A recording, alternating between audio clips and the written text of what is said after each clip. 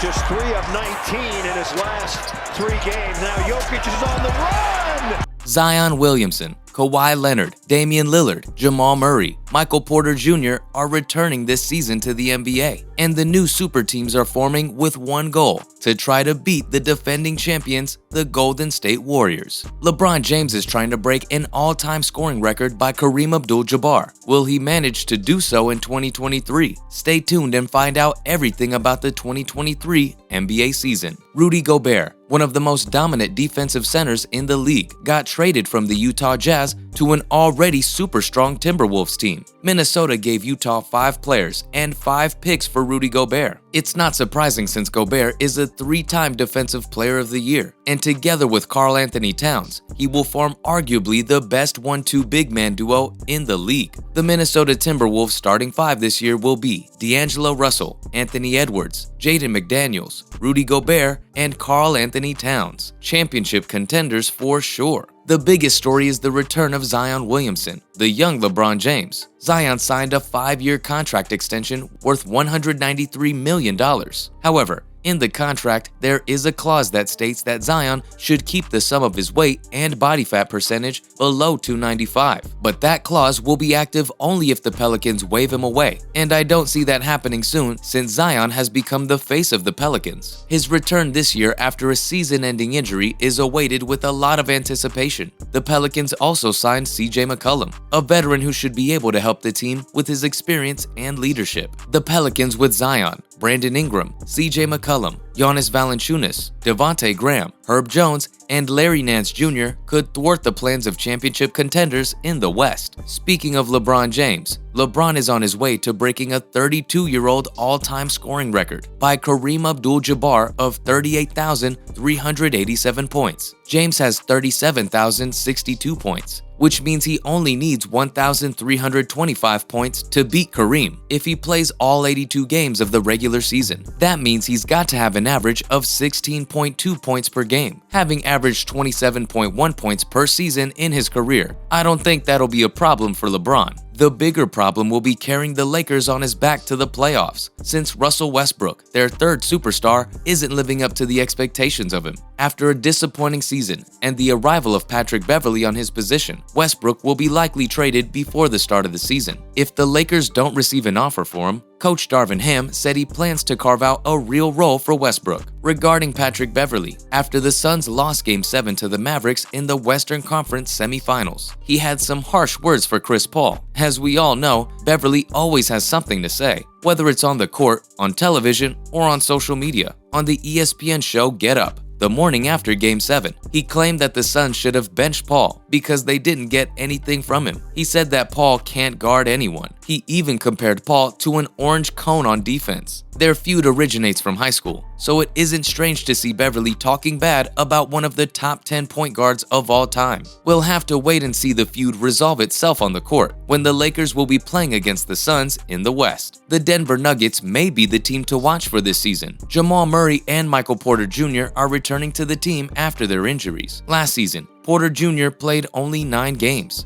After sitting out the playoffs and watching his team lose to the Warriors in 5, Porter Jr. said, "We can be the best team in the NBA when we have everybody healthy." Not to mention that last season's MVP, Nikola Jokic, who is putting up just unbelievable numbers. His Herculean effort secured the playoffs for the already weakened Nuggets. His highlight reel passes and his clutch performances were something we haven't seen since the days of Magic and Showtime. However, what is most impressive is his statistics. Last season, Jokic averaged 27.1 points, 13.8 rebounds, and 7.9 assists per game. His ability as a big man to pass is unparalleled in the NBA. Also, he had 19 triple-doubles, and his player efficiency rating last season, which measures the player's impact on the court, was the highest in NBA history. He beat the likes of Wilt Chamberlain, LeBron James, and Michael Jordan, and he's only 27 years old. After an incredible performance in the last 2 seasons, Jokic signed a record deal of a $264 million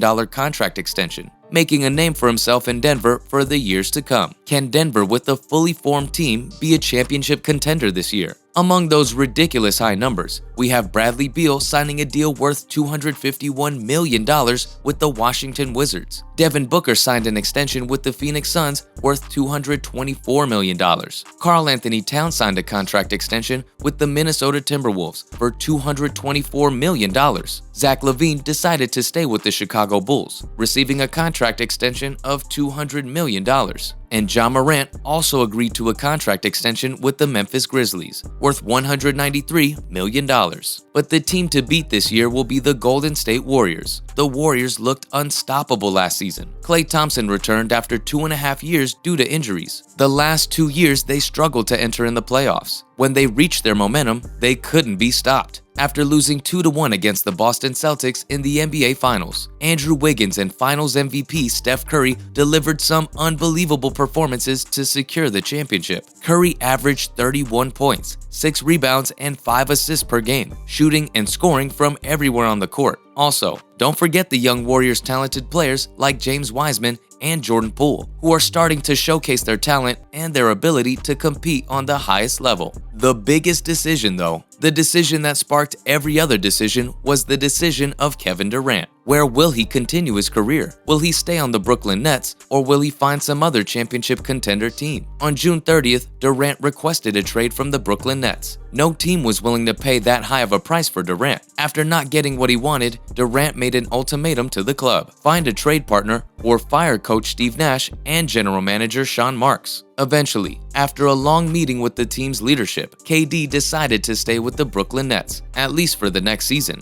But what will happen with his teammate, Kyrie Irving? Kyrie opted for a $36.9 million extension with the Nets for one more season. It seems he made his choice after waiting for Durant's decision. Kyrie averaged 27.4 points and 5.8 assists last season. However, he played in only 29 games because of his decision not to be vaccinated against COVID-19. One person we didn't mention, and that is Ben Simmons. After being traded to the Nets in exchange for James Harden, he didn't play a single game last season. Now, with the big three of Irving, Simmons, and Durant, alongside players like Seth Curry, TJ Warren, Joe Harris, and Patty Mills, the Nets could be a strong championship contender this season. After a long time, this season will be again witnessing Dame time in Portland. Damian Lillard missed the last 46 games of the regular season after a surgical repair of abdominal tendinopathy. Now he is healthy and ready to perform on the highest of levels. Kawhi Leonard, one of 8 players who missed all 82 games last season due to a torn ACL in his right knee, is also returning this season. However, Leonard is known for not playing a lot during the regular season, so I'm thinking we're gonna see Kawhi later in the season. Coming back from a torn ACL is never easy. Just ask Klay Thompson, who spent almost 3 years in recovery. Kawhi already has a history of injuries, and being 31, he is unlikely to recover fully. Still, he brings a lot to the team, and the Clippers can't be championship contenders without their main star.